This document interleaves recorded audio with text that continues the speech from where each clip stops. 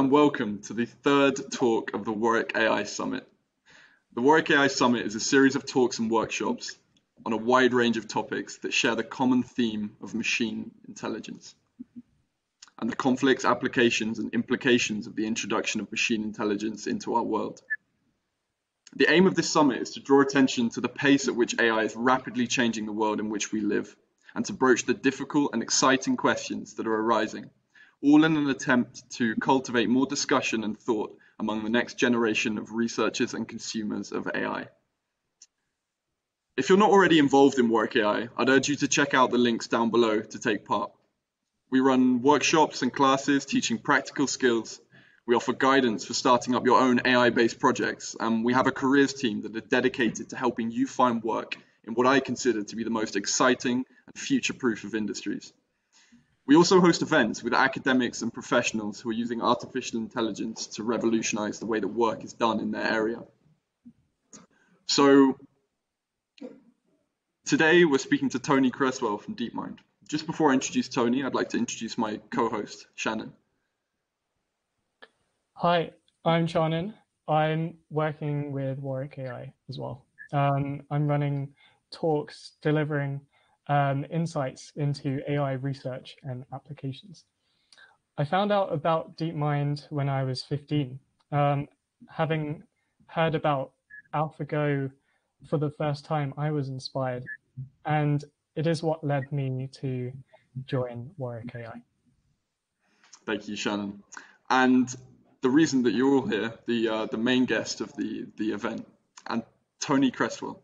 Toni is a research scientist at DeepMind, and after receiving her PhD in deep learning and computer vision at Imperial, she's gone on to work with DeepMind, researching how we can instill perception into intelligent machines. So today she's going to be giving us an insight into the fundamental research that's happening in the sphere of artificial intelligence today. If you've ever wondered what goes on in AI, the research that's happening, or what it's like to work for one of the world's leading AI research laboratories, then Toni's the person to speak to. Please make sure that you post your questions in the chat for a chance of winning an official Warwick AI hoodie, which Toni is going to give to her favorite question at the end of her talk. So without further ado, I want to hand you over to Toni. Thank you, Toni.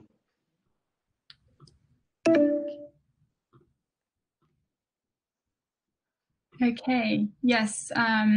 So yeah, this talk is going to be about some of the recent developments in AI research. So hi, everybody. Thank you so much for having me here. As has already been mentioned, my name is Antonia, and I'm a research scientist at DeepMind, where I'm really interested in helping agents and AI better understand about objects. And while this may seem very simple to us, objects are things we interact with every day, it's actually surprisingly difficult to get agents to really understand about objects. And this is actually quite a common theme in AI. There are things that we really take for granted, and it's actually very difficult to get AIs to do these things.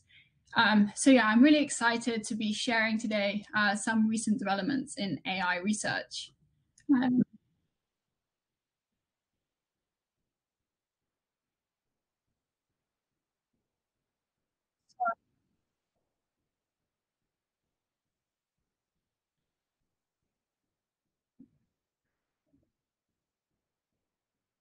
Okay.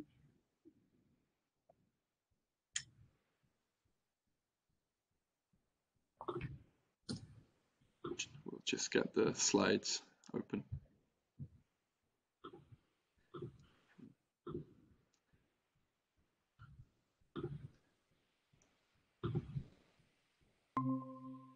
That's the one. Perfect.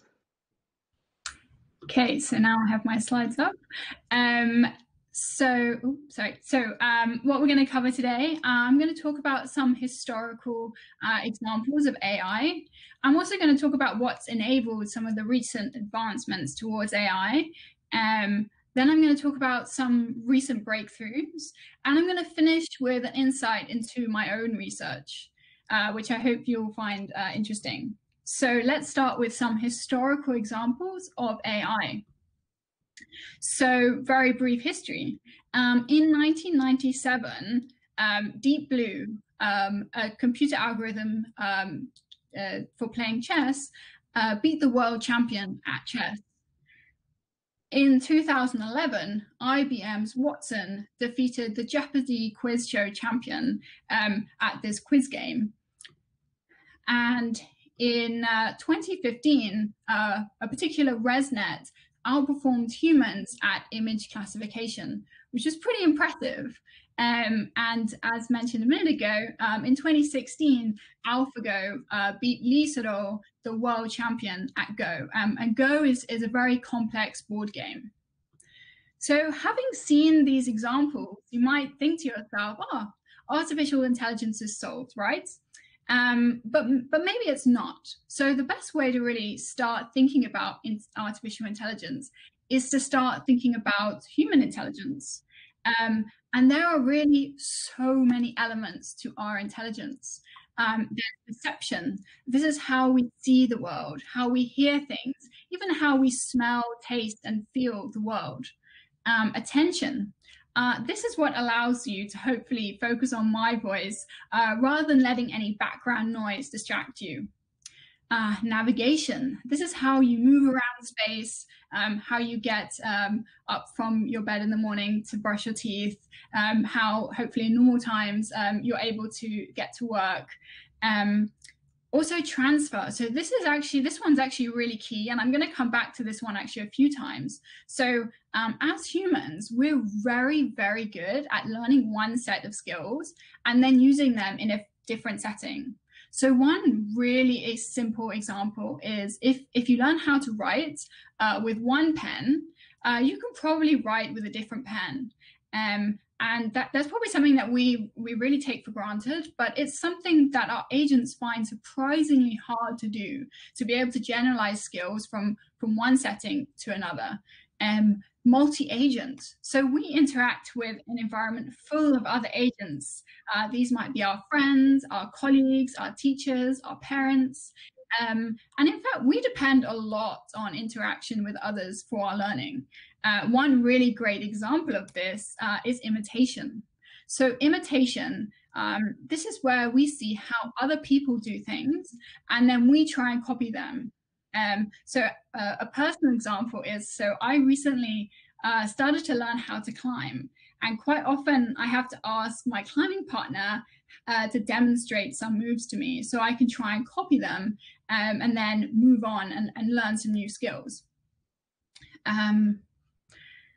So other important element of our intelligence is planning. So this just involves, for example, thinking before doing something. So making a shopping list, packing for holiday. There are many different examples of planning.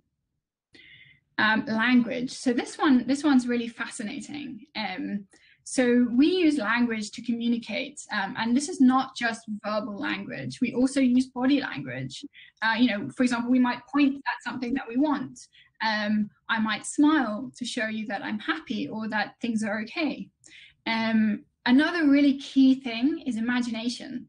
I think this is one of the really crucial parts of human intelligence, because we don't have to actually do something to know what the outcome of doing that thing might be. One really obvious example, or one really crucial example, which helps keep us safe, for example, is we don't need to step into a road with moving cars to know that that's really not a good idea. We can imagine that that would probably really hurt and that it would be a bad idea.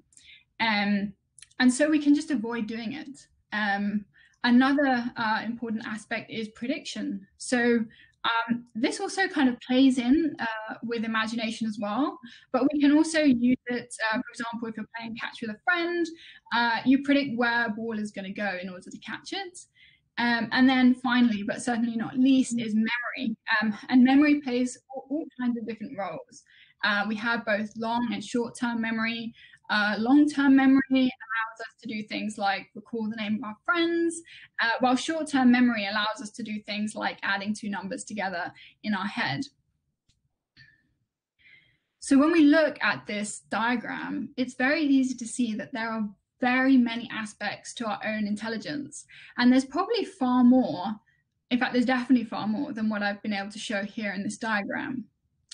But one of the most interesting examples here, as I kind of mentioned before, was transfer. So humans are very, very good at doing many different tasks. If we think back to some of the examples on the previous slide, so for example, Deep Blue is actually only able to play chess. It's not able to transfer those chess playing skills to play some other kind of board game. For example, it can't play chess. Sorry, it can't play checkers. It definitely can play chess. It can't play checkers, and it definitely can't play something like tennis. Another example is Watson. So Watson was trained with data from many dictionaries and thesauruses and other texts. And Watson might be able to answer all sorts of questions, but it's not grounded in the real world. So you might be able to ask Watson what color honey is. And it may be able to answer yellow. And Watson may even know about other yellow things, but it's never seen honey, and it doesn't know what yellow really means because it's not grounded in any kind of perception of the world. And then also we talked about a particular ResNet on the previous slide, and I'm talking very specifically about that ResNet. So that particular ResNet is only able to categorize objects from a very specific number of classes, while humans are able to categorize objects from many, many more classes. And what's very cool is that we're still able to learn new categories. We're not limited to the few, even if it's 1,000, the classes that we've been told to learn about. And one of the very cool things is that as humans, we're also able to learn new things very, very quickly. As infants, for example, we only have to be showing a few examples of what a dog is before we can then point out all the different dogs that we see. And today, there are many researchers focusing on different elements of human intelligence, and great progress has been made to kind of introduce these into AIs. So, okay, so now I'm going to start talking about what has enabled advancements towards AI.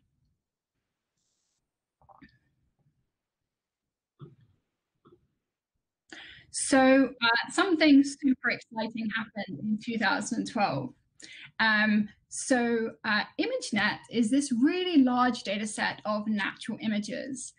It includes images of objects from 1,000 different categories. These are things like cats, dogs, bicycles. It even contains subcategories, so different types of dogs. And researchers interested in image classification use this data set as a benchmark to evaluate their models. And just to be clear, image classification means you show an AI or a computer an image, and it predicts the label for that image. And this diagram is showing classification errors for different models, actually the best model from each year, with where the lower the error, the better the model. So what you'll notice here is that there's a large decrease in error between 2011 and 2012. So what's happening here? Well, two things. So AlexNet, this 2012 model, actually uses deep learning rather than handcrafting features. And I'll talk a bit more about this on the next slide, but this means that AlexNet learns from many, many data examples, avoiding the need for handcrafting, which can be very brittle. But the other really important thing, which many deep learning people are very, very grateful for today, is AlexNet leveraged GPUs. So these GPUs allow us to compute very many operations, computational operations in parallel. And this significantly reduces the computation time, allowing us to use much larger data sets for training and to actually train our models in a reasonable amount of time. And in fact, all the models here shown in blue use deep learning. And you can also see here the ResNet that I was mentioning earlier, 2015, is the one also uses deep learning and is the one that outperformed humans. So yeah, really the key things were that GPUs enabled us to train really large, deep learning models on huge amounts of data. So let's now just explain what the difference between handcrafting and learning systems are. So handcrafting relies on hard-coded knowledge. So this requires a bunch of experts to get in a room or many rooms and think about kind of hard coding in knowledge for a particular problem. But this means that actually these models are not able to deal with unexpected input, and they're really limited to pre-programmed solutions. So this is actually kind of an example I pulled off the web, but it illustrates this problem. So here the question would be, what is your favorite room in the house? And it has prepared answers for kitchen, bedroom, living room, and then everything else, it just gives a generic response. So if it asked me this question and I said, oh, my favorite room is a TV room, then the response is going to be, oh, maybe you prefer to be outdoors. But that response doesn't actually really match the answer I gave. And so this is a really classic example of where these systems can be very brittle if they receive unexpected inputs. So learning systems, on the other hand, these learn from experience and from data. And these actually can generalize to new tasks. And what's super cool is that they can solve things that we don't even know how to. As long as we have data, the models can just learn to solve whatever problem we're trying to solve, provided we have data. And one other interesting thing is that a lot of people say that the learning systems are slightly more inspired by neuroscience, and this works at many different levels. Okay, so here's a further example of really the difference between a handcrafted system and a learning system. And in both of these examples, we're trying to do image classification. So in the handcrafted example, this top one, we take an image and we extract features using handcrafted methods. And this might involve applying a number of handcrafted filters to an image to detect maybe different object parts, maybe to detect edges. And then we use these features, we pass them to a classifier to try and predict a label. But imagine for a moment that the classification task was between cats and dogs. It might be really hard to come up with a set of filters for distinguishing cats and dogs. If you take a minute for yourself and just think how you might go about describing the differences between cats and dogs, that's actually something that's very difficult to do. And what's even worse, we might manage to do that, and then we might decide, oh, we actually also want to be able to classify cows. And that would mean that we would have to redesign all those filters, or at the very least add new filters. And so we can really just avoid this problem if we learn features rather than handcrafting them. So that's the example at the bottom here. So if we directly feed our image to our model and predict the label, we leave it up to the model to learn the features that best suit the task. And this is essentially at the heart of learning models. So here is an example of a deep learning system. So here we're looking again at the classification task. So we have some kind of input image. We're going to pass these through many layers of learnable parameters or filters. I personally like to think of these as filters, but you can just think of them as something that you pass some input through, you get an output, and you can continue to pass your input through these many, many different layers of operations, and then you get some kind of prediction. What we see here is that the model has predicted that this is a dog, which is not right. The truth is it's a cat. And so what we can do is we can compute some kind of error, and then we can update all the layers of these networks to try and minimize this error. And what's very cool when you do this is that this really means the model's learning filters that help it perform the specific task that you want to do. And of course, if the task changes, you can just continue to train the model to update the weights or these filters differently.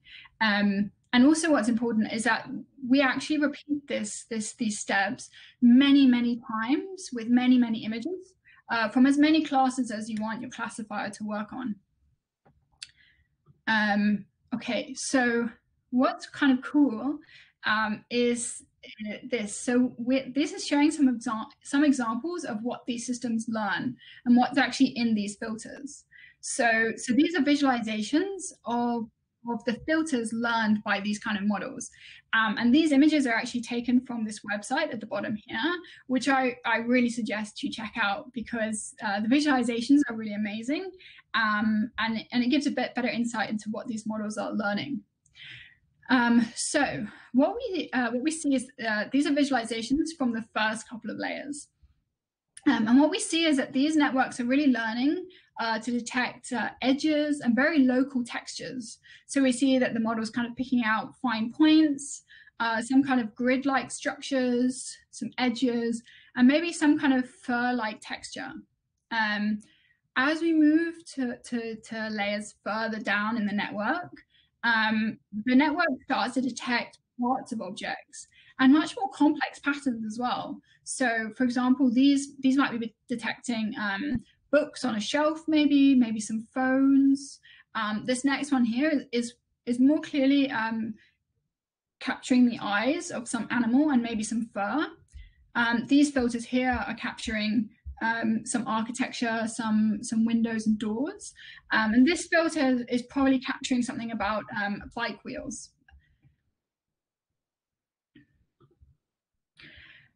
So we've just seen examples of deep learning used to perform classification tasks, but we use deep networks, or we can use deep networks to learn all kinds of different things. So I'm illustrating a few examples here, but really there are lots of different things you can imagine doing with deep networks.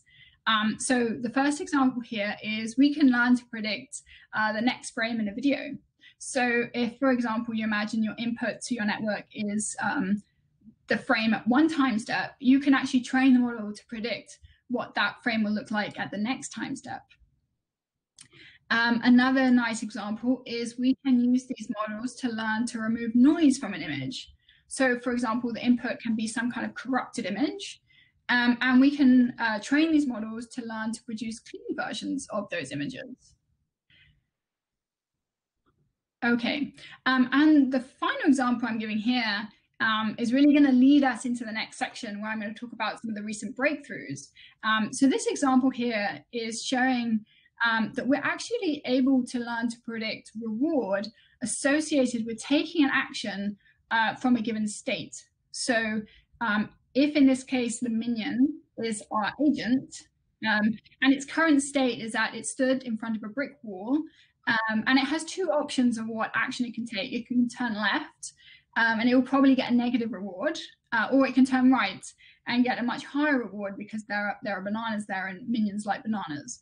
So we can actually train networks to predict particular rewards associated with taking actions from a particular state. And this is linked a lot with reinforcement learning, which is what I'll talk a little bit in the next couple of slides.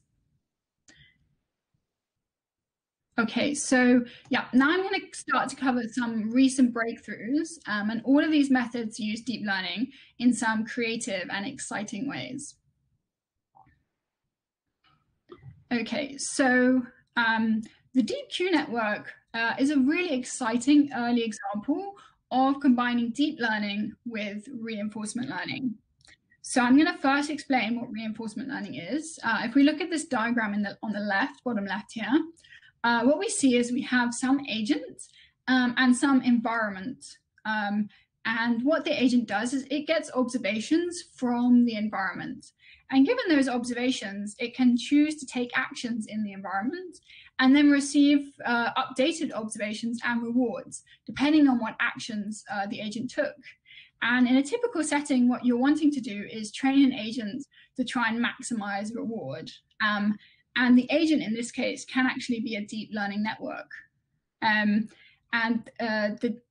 DeepQ network, DQN, here, this model is being trained to play many different video games. So the approach here was to take raw pixels as input. So you take the visual raw input from these Atari games, you pass them through a deep network, and then you train the network with reinforcement learning. And what's very cool about this is that it enabled a single agent or a single algorithm to achieve human level performance on 49 different Atari games with just one architecture. And this was really an exciting promise for deep reinforcement learning. And this is really what's led to a lot of other work in deep learning. And just to tie this back in with that slide earlier, this is a really great example of one architecture being able to be used for many different tasks. Here, one architecture can be used to play lots of different types of games. And if you're interested for more details, I strongly suggest you check out this paper, Playing Atari with Deep Reinforcement Learning. So still on this theme of being able to play multiple games with a single algorithm, I'm introducing AlphaZero here. So traditional programs used for playing games like chess are far stronger than any human world champions. However, they have this same issue that they really rely a lot on handcrafting. So they have hundreds, if not thousands, of heuristics and rules hand programmed by teams of programmers and grandmasters that tell them how to evaluate positions and what to play. In contrast, AlphaZero starts off with a blank deep network and no knowledge. And it actually learns to play chess by playing millions of games against itself. And to begin with, it plays completely randomly. But every time it wins, it adjusts the weights of its network so that the next time that it's in a similar position, it will be more likely to take similar actions that allowed it to win last time. And the really amazing thing about deep networks is that they're able to generalize to new situations. So AlphaZero can be used to learn to play other two-player, we call them perfect information games. That mostly just means you know what other moves the other player took. So that the program can learn to play lots of different types of games. So chess, shogi, which is a kind of Japanese version of chess, and also Go. So it's a system that's generally able to play different games. And this figure here is kind of just to demonstrate this model's performance. So here, each of these are hard-coded baselines that strongly outperform the best players. And we see that this model is able to perform very well. Okay, so slight change of direction here. So this is not looking so much at reinforcement learning, but one model or kind of area of research I think is really interesting are these relation networks. So one aspect of our reasoning or our thinking is being able to reason about different objects, knowing that one object is bigger than another object, knowing that one object is on top of another object or inside another object. And what relation networks allow you to do is learn relations between objects or between things, which is very cool. So an example of this being used is with this relational questioning kind of data set. So here, given this image, we might ask the system, are there any rubber things that have the same size as the yellow metallic cylinder? And so to solve that question, you would need to find that yellow metallic cylinder and compare it to all the other objects in the scene and reason about the yellow metallic cylinder with respect to the other objects. And this is really what relation nets enable us to do, which I think is very interesting. Okay, so generative models, which is an area that I looked at quite a lot during my PhD.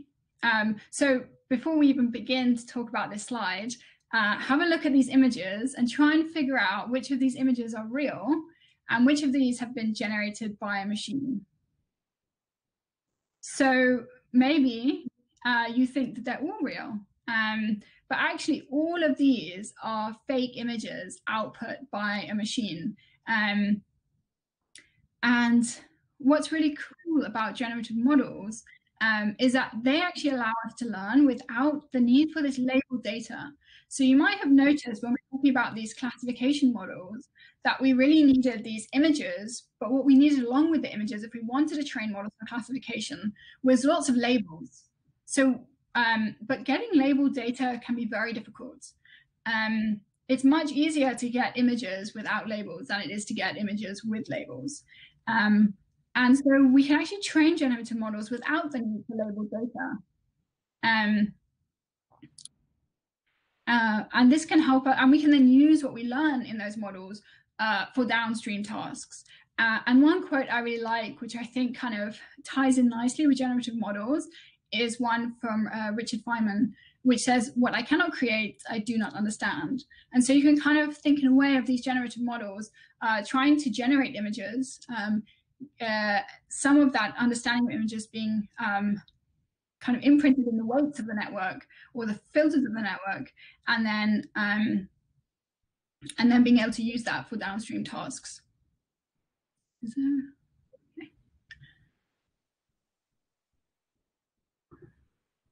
Okay, so now I'm going to move on to talk a little bit about my own research and some of the things that I personally find very interesting in the field of AI. So I'm really interested in machine perception. So yeah, if we go back to this figure here, perception is something that really excites me and something that a lot of my research really focuses on. But I'm also interested in how perception interplays with memory and also kind of prediction and imagination. So, okay, so many of you are probably familiar with our furry friend, the domestic cat. And while you might admire how cute and fluffy the domestic cat is, you probably haven't realized quite how intelligent they are. And in fact, maybe it's unsurprising now by the end of this talk, or towards the end of this talk, but the domestic cat is significantly more intelligent than some of the most sophisticated modern AIs. Okay. So, so here what you're seeing is you're seeing a cat, a human interacting with a cat, where the human hides a ball underneath one of these cups and then pushes all these cups around, and then the cat's able to find that ball again. So at the very highest level, what's going on here is some kind of object tracking. The cat's able to keep track of where the ball is, even though it can't see it anymore. But before the cat can even do any kind of object tracking, first of all, it needs to know that there are even objects. So it needs to understand that there are these cups, that all these cups are different individual objects. Maybe the cat also recognizes that there's a human hand there. Maybe there are other things that the cat's kind of pulling out from its observation. And then after this, the cat actually has to be able to pay attention to what's really important. This comes back to what I was saying earlier with attention. So you, for example, are able to listen to my voice and drown out any other sounds that might be around you. So here the cat has to kind of has to do the same kind of thing. It has to potentially ignore things that are in the background that are not helping it solve the immediate task that it's currently focusing on. Now, another very cool thing that we probably take so much for granted is object persistence. So the cat can't see the ball anymore once it's gone under the cup. And yet it still continues to track the cups. And this is because the cat has an understanding of object persistence. And that means that even when it can't see an object anymore, it knows that it's still there. And this is something that we actually learn as very early on as infants, that objects persist even when you can't see them. And then memory also plays a role here as well. And then finally, maybe the cat has some sense of reward attached to the object. So for example, the cat knows that if it remembers where that ball was, then its owner is going to give him a nice stroke, and maybe he'll get some extra treats later on. And so these are the kind of skills, or the kind of aspects that I'm personally really interested in kind of building into agents. And again, these might seem very obvious and very simple, but it's actually really very difficult to do a lot of these things. So one of the first things we identified was that actually, in order for these models, in order for the cat to be able to track objects, it first actually needs to be able to extract these objects. It needs to be able to decompose the scene down into objects. And there are models already that exist that are able to do this really well. I put one example at the bottom here, Monet, developed by Chris Burgess at DeepMind. But there are other great examples of this. So given some kind of observation, one frame, this model is able to decompose that scene down into the different objects. It can extract this window. It can extract this toy car. It can extract this table, or this green box. And what I've been doing in my own work is working out how can we actually keep track then of these objects across time, even when we might not be able to see them. Even when at the first time step, for example, we might not be able to see all the objects, and there might be new objects coming into our view and other objects leaving, only to reappear later. So one of the things that we did was we actually applied this object extraction model to a number of frames in a video. And so that's what you're seeing here. So you have your frame, we get objects, and you see that these objects appear in different, you can think of these as maybe slots or boxes, but you see that they're moving randomly, and it would be very hard to keep track of them like this. So what we did was we created this model to actually be able to keep track of these objects across time, assigning each object to its own box or slot across time. And what's very cool here is if you look at this frame here with the window in it, even though that window disappears for a few frames, it still reappears in that same box later. And that's really cool because this is kind of capturing object persistence. And if you're interested to learn any more, this model is called Imagenet, and there's a paper on arXiv under this title in the bottom right here. So how does Imagenet actually work? So let's imagine that we've seen a few frames at this point. So we have some examples in memory. We have some memory of observing these green objects, of the window, of the table. And now we see, we get a collection of observations from the current time step. And so we see this table here. And what we can do is we match it to something, the most similar thing that we saw in memory. And then we know that goes in the bottom slot because that's where the tables all are. And then we update the memory with this observation. Great, and then we can do the same thing for the next object in our observation. So we see the window, we pair it with the other examples of the window, and then we put it in the second slot. And similarly, we update the memory.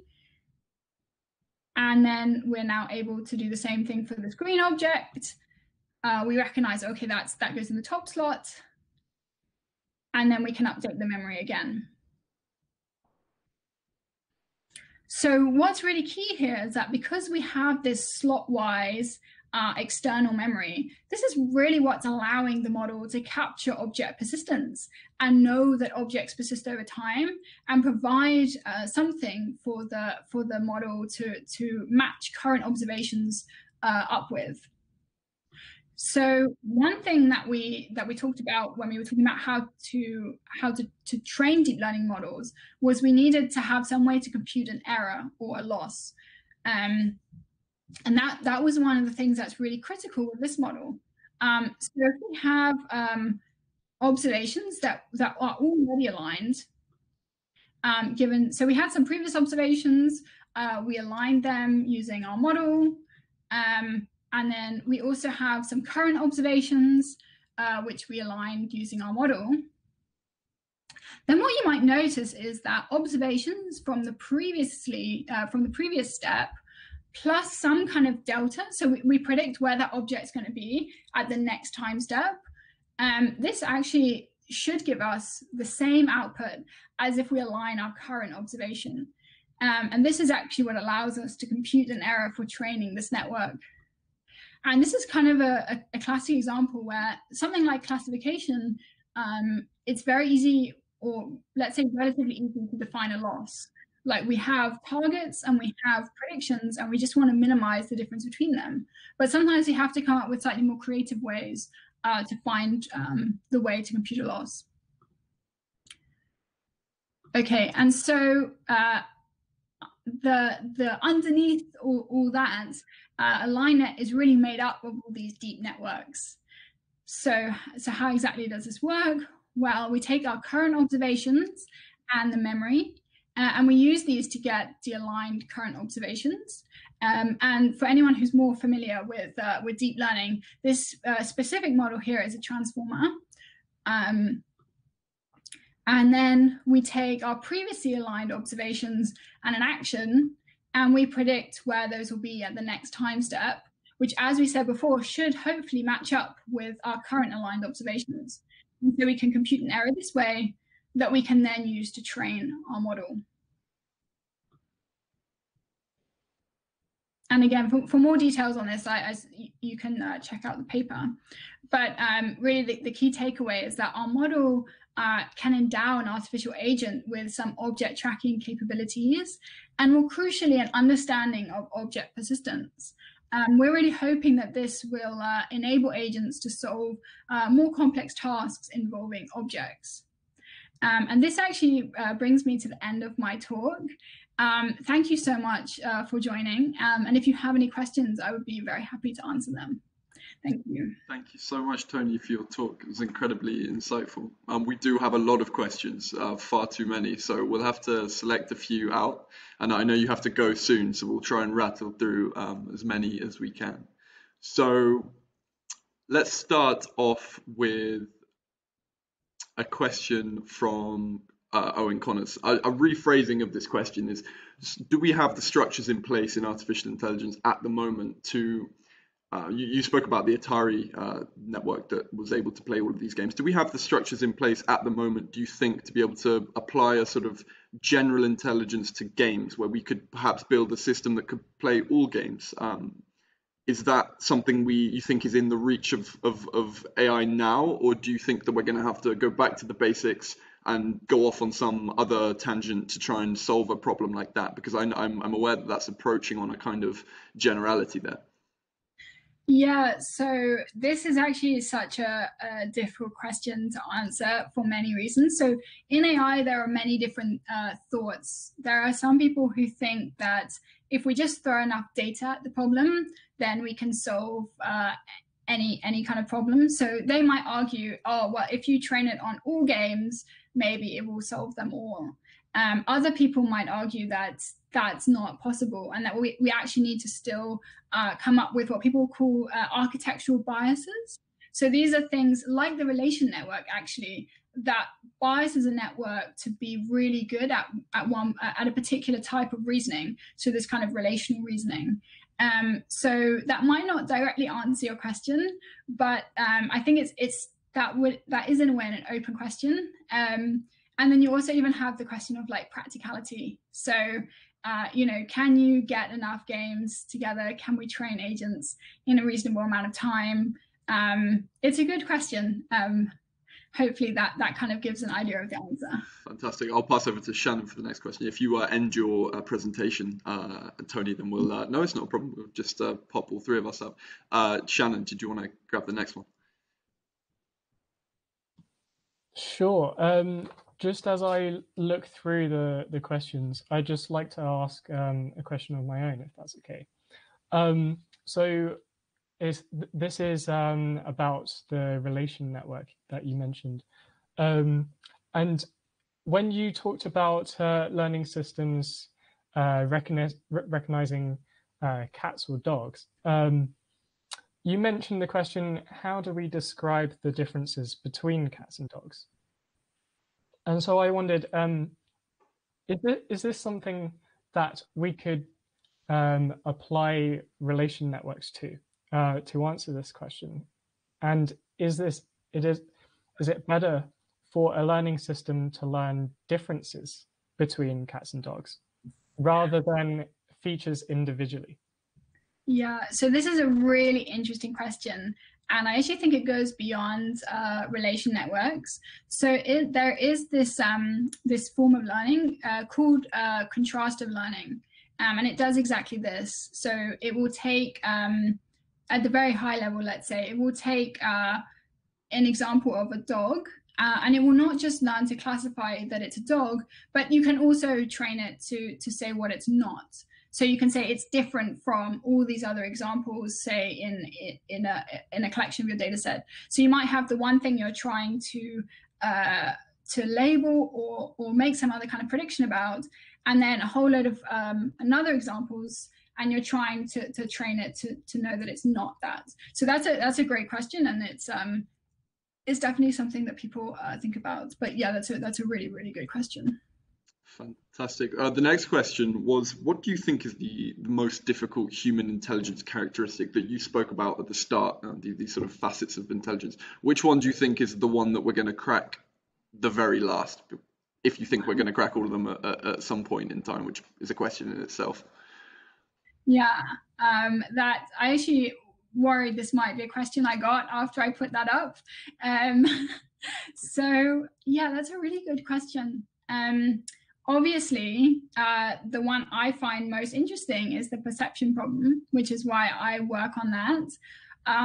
But a lot of people, I think, would say that the hardest problem is the transfer problem. And it's just something that we really take so much for granted as humans, that we really are able to learn to do something in one situation, and then we can do it in many other different situations. And this is just something that does not come easily for agents. There's something called meta learning, which is very cool, which is literally like learning to learn. And this is kind of a promising approach, but there's still so much more to do there. And I think a lot of people, if you ask them what is the biggest challenge, I think they'd probably say transfer.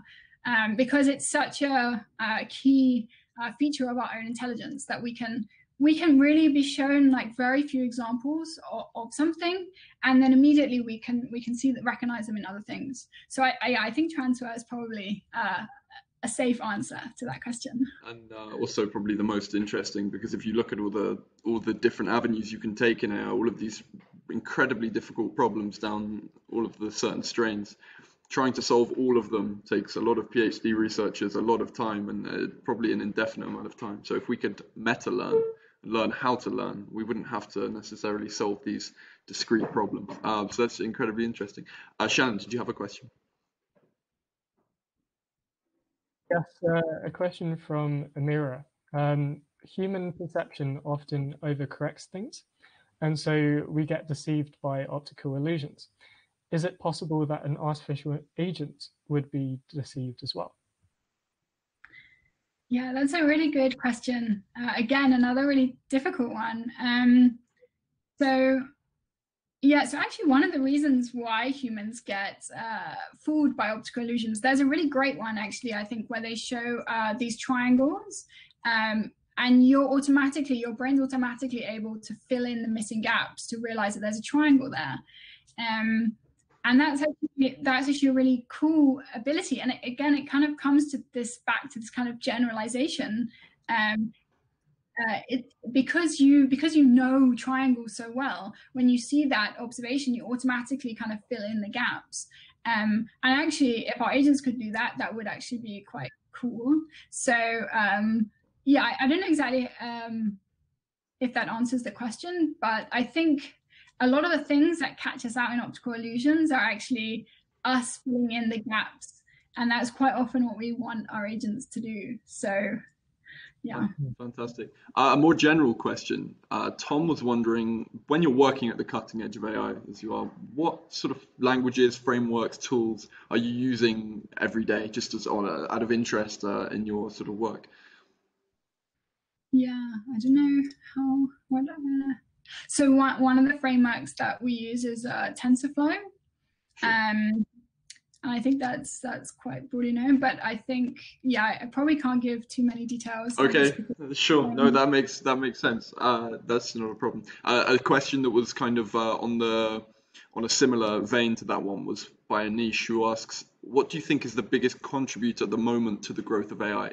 Is it the better hardware, or is it actually better algorithms? Is it new paradigms, or simply an increased investment and sort of attention to the problem? What do you think is the most important? That's actually a really great question as well. I think probably all of those things play an important role. So, like, for example, if we didn't have GPUs to train our models, it would just take us so much longer to get any kind of research done. So I think GPUs are a really important part of it. The question about new paradigms, that's really interesting, and I think that's in a way, again, kind of a question a lot of people ask. So I mean, kind of up for debate. So again, there are some people who would argue that as long as you have enough data and enough compute, you can learn anything. But other people might say, actually, we still need to kind of have new learning paradigms, have different models that can do things like relational reasoning. So yeah, I think that it again depends a little bit like which camp you're in. Fantastic. Shannon, did you have a question? Yeah, so I think I'll tie two questions together actually. So Silicon Sloth says, are there other technologies aside from deep learning that you or DeepMind think have potential or are working on? And Emily Herpain wants to know more about your research and your role in DeepMind. Okay. So the first question is, I guess, quite difficult to answer. I think a lot of the published work from DeepMind does focus actually on using deep learning. And then, so the second question, sorry, was about what my role is like. Yeah, so that's a great question. So I'm a research scientist, which means that I spend my time doing research, and that really involves kind of coming up with new ideas, having like overarching research goals, and then going away, like kind of prototyping them, running some experiments, working with other people to kind of create the right data sets and environments to try out my ideas, and then eventually getting some results. Usually presenting them with to an audience, and then either we continue that research or we start some new direction. So that's typically what it's like being a research scientist. On a similar sort of vein to that question, where do you think, or how do you think students could best get involved in the kind of work that you do? If we're talking about 19-year-olds at university, first years, they're just going into their degrees, whether it be maths or computer science or maybe a non-STEM field. What sort of things can they be looking at now? What can they be doing in order to perhaps be able to do the role that you do, research scientist work at DeepMind in the future? Where's the sort of trajectory from here to there? Yeah, so there are two things. So one is to actually kind of get more into AI, and the other is to be actually a research scientist, because you can be in AI without necessarily being a researcher. So in terms of getting into AI, I would say like there's so much resource online, so much more than even when I was at uni, which was not that long ago. But so there's really so much opportunity just to go on GitHub, find out some cool models. Usually they have links to their papers and also blogs. Blogs are a really good way of like getting to understand someone's paper in a very accessible kind of way. And there's normally even code with those blogs as well that they like talk through. So that's a really great way to like get into AI. And you also don't need a lot of compute to get started with. Like a really classic data set is MNIST. And it's these hand-drawn characters, and they're like 28 by 28 and black and white. So they're very small. And you can try all kinds of different algorithms out, all different kind of deep learning models out on this data set, probably just running on your like laptop CPU without any issues. And then in terms of actually being a researcher, that I would say is a slightly longer path in a way, at least it was for me.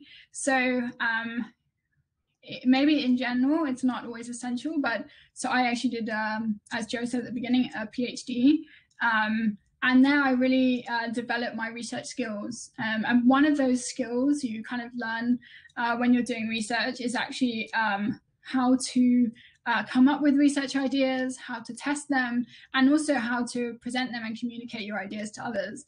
And I think these three skills, probably even the last one might even be one of the most important, are really important for actually the research side of stuff. So if you want to be a good researcher, you have to develop these other skills as well.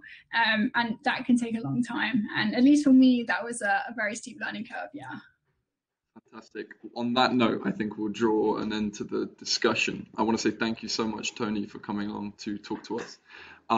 If you want to get involved in more AI discussions such as this one, be sure to check out all of the links in the description.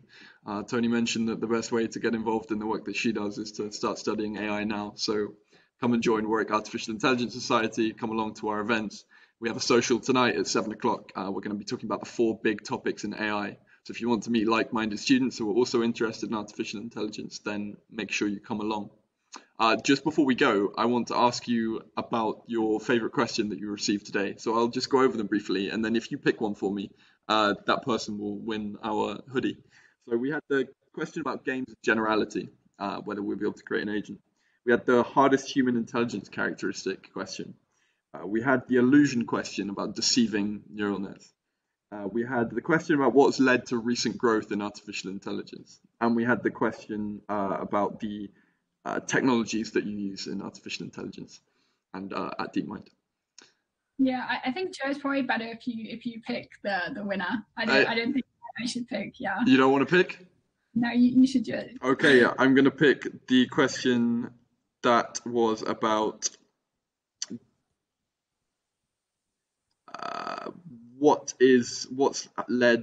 games in generality, whether we'll be able to crack the generality or whether we'll be able to sort of create an agent that could solve all games in the near future, because I thought that led to an interesting discussion. So thank you very much, everybody. And that is the end of today's discussion. So we're continuing the summit tomorrow. If you tune in at 10 o'clock, we're going to be talking about strategic AI with a researcher from the University of Warwick. So I hope to see you all there. Thank you very much, guys. Thank you.